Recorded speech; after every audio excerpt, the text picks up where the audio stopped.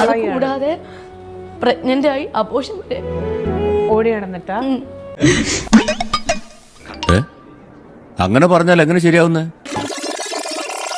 ഏറ്റവും വിഷമമായ negative comment എന്താ?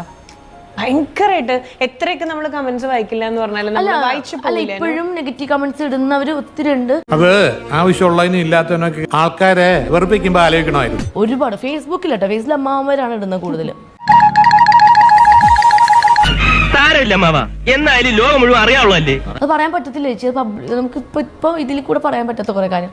അത് കാണുമ്പോ എനിക്ക് അങ്ങോട്ട് എനിക്ക് ഇവിടുന്ന് ഇങ്ങനെ തിളച്ചു കയറും. എന്നെ നോയിച്ചല്ലോ, ഞാൻ പോയിട്ട് ഞാൻ തിരിച്ച് ഞാൻ റിപ്ലൈ കൊടുക്കും, നല്ല റിപ്ലൈ കൊടുക്കും.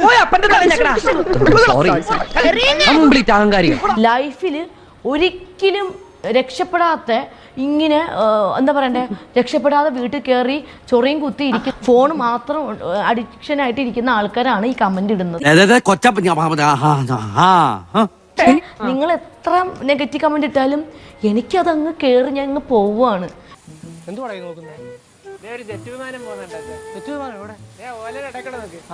നിങ്ങളെ നെഗറ്റീവ് കമന്റ് കാണുമ്പോൾ സത്യം പറഞ്ഞാൽ എനിക്ക് വീണ്ടും വീണ്ടും അതിൽ നിന്ന് എനിക്കൊരു പ്രചോദനമാണ് ഉണ്ടാവുന്നത്. ഓ ഇട്ടല്ലേ പോട്ടെ, അവനെ പോവാൻ പറ, ചൊറിയും കുത്തി എവിടെ ഇരിക്കുന്നവൻ. എന്തെങ്കിലും ജോലി ചെയ്ത് ജീവിച്ചു എന്തുവല്ല പറഞ്ഞ ഈ നെഗറ്റീവ് കമന്റ് ഒന്നും എന്റെ ലൈഫിൽ എനിക്ക് ഒന്നുമല്ലതേ രോമം ഇല്ല കേട്ടോ. അനുവിന്റെ ചേച്ചി മാക്സിമം ഹാർഡ് വർക്ക് ചെയ്തിട്ടുണ്ട്. അയ്യോ അതിന്റെ ഗുണം കാണാനുണ്ടായിരുന്നു. ഞാൻ എവിടെ വേണമെങ്കിൽ ഞാൻ പറയും, എന്നെ ഏറ്റവും കൂടുതൽ എനിക്ക്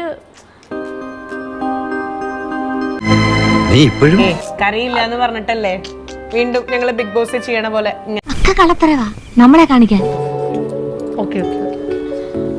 ഡോക്ടർ ഇതുവല്ല മാനസിക രോഗം എന്തെങ്കിലും? അതും അങ്ങോട്ട് സ്ഥിരീകരിക്കാൻ പറ്റില്ല. എന്നെ ഏറ്റവും കൂടുതൽ അതിപ്പോഴും എന്നെ സപ്പോർട്ട് ചെയ്ത ഓഡിയൻസും പറയുന്നുണ്ട്, നിന്നെ ഏറ്റവും കൂടുതൽ ഇതിനു വേണ്ടി 100 ദിവസവും നിനക്ക് വേണ്ടി ഒരുപാട് ഹാർഡ് വർക്ക് ചെയ്തത് എന്റെ ചേച്ചിയാണ്. നിന്റെ വേദന ഇവിടെ എല്ലാവർക്കും കോമഡിയാ. ജോലി വരെ മാറ്റി ഗവൺമെന്റ്. അത് കൂടാതെ പ്രഗ്നന്റ് ആയി അബോർഷൻ വരെ ഓടി നടന്നിട്ടാ. അതാണ് പെട്ടെന്ന് സങ്കടം. നീ എന്തിനാണ് കരയണത്? ആരായാലും കരഞ്ഞു.